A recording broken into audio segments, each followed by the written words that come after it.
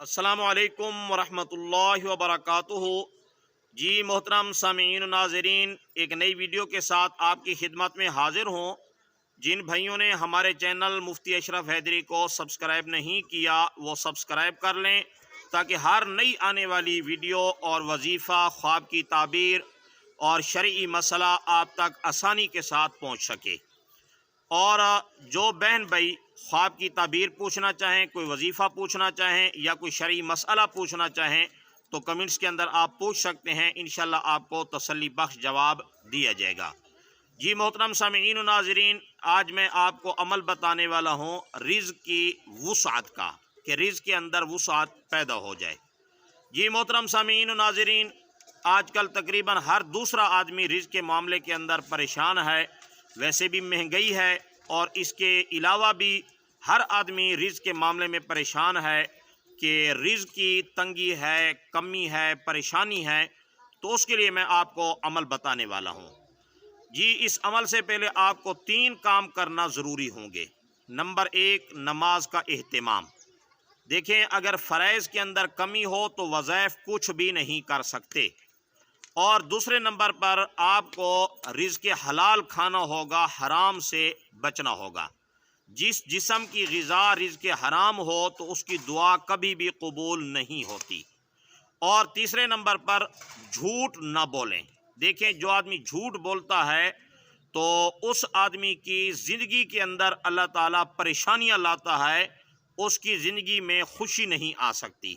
और कुरान पाक के अंदर झूठों पर अल्लाह की लानत करार दी गई है कि झूठे पर अल्लाह की लानत है। तो जिस पर अल्लाह की लानत होगी तो वहाँ रहमत कैसे आएगी? इसलिए ये 3 काम करना लाजमी है। अब जो बहन भाई रिज़्क़ के मामले में परेशान हैं, उनके लिए वजीफ़ा और अमल ये है कि जब इशा की नमाज़ पढ़ लें, इशा की नमाज़ पढ़ने के बाद अपने बिस्तर पर जब आएँ, बावुज़ू होने की हालत में आपने अव्वलन दुरूद शरीफ पढ़ना है। दुरूद शरीफ पढ़कर फिर आपने आयत करीमा का एक हिस्सा है, इन्नल्लाह अला कुल्ली शैइन क़दीर, इस हिस्से को आपने 100 दफ़ा पढ़ना है। इन्नल्लाह अला कुल्ली शैइन क़दीर, इन्नल्लाह अला कुल्ली शैइन क़दीर, इन्नल्लाह अला कुल्ली शैइन क़दीर। जब ये 100 बार मुकम्मल हो जाए तो फिर उसके बाद आपने दुरूद शरीफ पढ़ना है और फिर उसके बाद सो जाना है। इंशाअल्लाहुल अज़ीज़, आप जब ये तस्बीह पढ़ेंगे रात को सोने से पहले, तो अल्लाह के फजल व करम से आप देखेंगे कि कैसे घर के अंदर रिज़्क़ की वुसअत पैदा होती है। अल्लाह ताला कैसे कारोबार के अंदर तरक्की अता फरमाते हैं, अल्लाह ताला कैसे रिज़्क़ को वसी फरमाते हैं। इंशाअल्लाह फिर इसका करिश्मा आप अपनी आंखों से देखेंगे। जो बहन भाई ये अमल करना चाहें वो कमेंट्स के अंदर इजाज़त ले लें, चूँकि इजाज़त के बाद अमल की तासीर बढ़ जाती है। जब आमिल किसी अमल की इजाज़त दे देता है तो उस अमल के अंदर क़ुव्वत और ताकत पैदा हो जाती है, जो क़ुव्वत और ताकत और तासीर इजाज़त से पहले नहीं होती।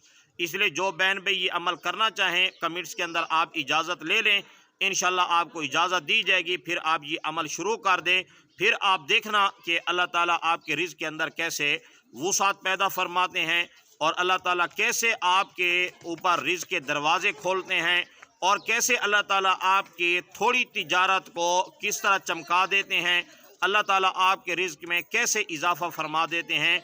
आप ये अमल एक बार ज़रूर करके देखें। जी, अस्सलामु अलैकुम वरहमतुल्लाहि वबरकातुहू।